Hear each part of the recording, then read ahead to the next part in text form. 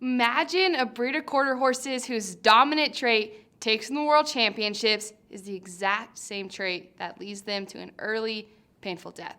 Two horses from two different sires who I personally owned before knowing the ugly side of HYPP were champions. But at what cost?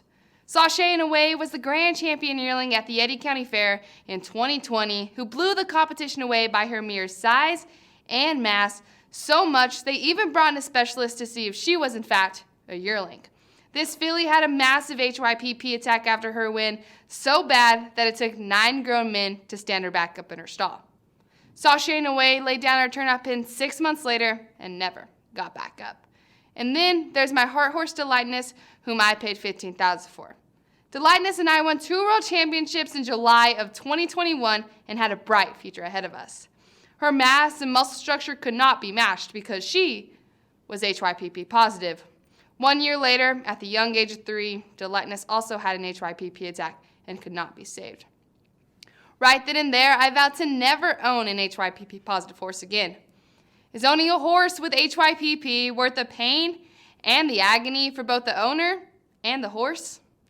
HYPP, also known as hyperkalemic periodic paralysis, is a muscular disease that affects both horses and humans. According to Dr. Sharon Spear, it is caused by a hereditary genetic defect that disrupts a protein, called a sodium ion channel, a tiny gateway in the membrane of muscle cells. This genetic defect disrupts the channel's normal opening and closing. These influxes in turn change the voltage current of muscle cells, causing muscle twitching and profound muscle weakness. The first case was discovered in 1977, and it traces back to a sire named Impressive. There are over 50,000 quarter horses who are registered to be known carriers of this disease, but this number does not reflect on the number of quarter horses who are not registered. Once a horse has HYPP, it has it for life, and there is no growing out of it. American Quarter Horse has developed a DNA test so the owner knows if the horse has acquired HYPP or not. HYPP has some very distinct symptoms that include, but are not limited to, muscle tremors, muscle weakness, muscle cramping, yawning, inability to relax muscles, sweating, prolapse of the third eyelid, noisy breathing, or abnormal sounds or whinnies. Symptoms vary amongst horses and not the same in two horses. In severe cases, death will occur, and the cause of death is usually cardiac arrest or respiratory failure. Experts say that a horse can be properly managed through a proper diet and exercise program and administration of medicine to keep the attacks at bay. A proper diet will consist of a grain ration that is low in potassium, as well as grass hay, and avoiding hay such as alfalfa that is high in potassium. An HYPP positive horse must be fed small meals throughout the day and don't change their diets rapidly. Change in diets sometimes leads to an attack. An exercise program that allows the muscle to be worked is a big part of keeping the attacks at bay. Allowing the horse to move the muscles that have the potassium running through them will also help with muscle twitching. There are also 2 drugs found to be effective, including acetylidamide and hydrochloroside, but these specific drugs have restrictions on them and cannot be used for horses attending shows that have drug tests. What does an owner do if a horse has an attack like Sashay in a Way and Delightness did? One of the most important aspects to ensure horse safety is for the owner to be able to recognize an attack and be educated in the disease.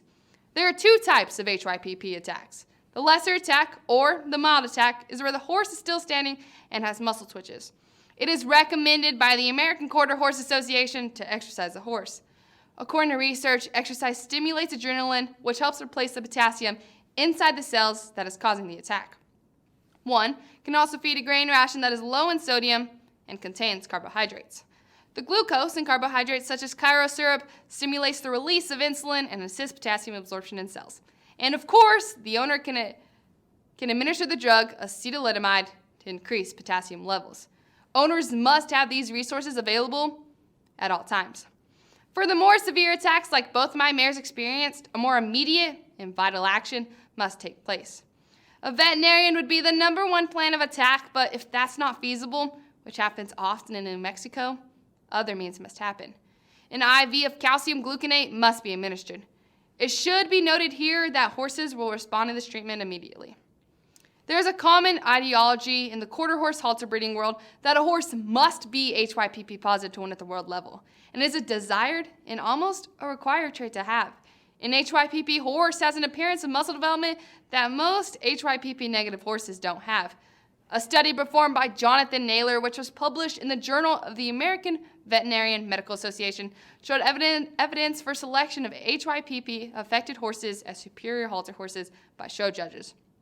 All halter horse leading sires owned by names such as Terry Bradshaw, Jim Snow, and the late Linda Gordon are all HYPP positive. And people pay insurmountable money to breed their mares to these sires, knowing the dangers of HYPP, but wanting the horse to win world. A trainer by the name of Ross Wark, who has won over 100 world championships and whom I personally worked with, won't show a horse unless he or she is HYPP positive.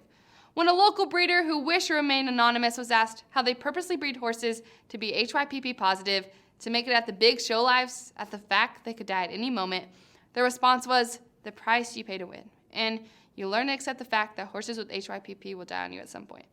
Now, the American Quarter Horse Association did become proactive in 2007 and will not allow a double positive horse.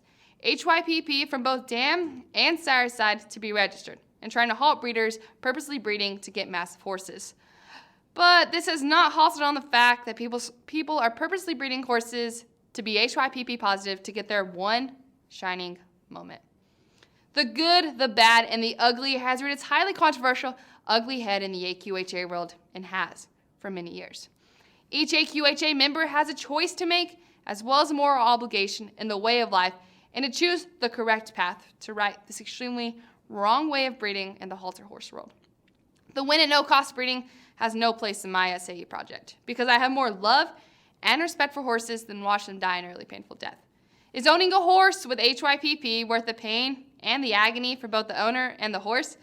I would say not in a million years. Thank you.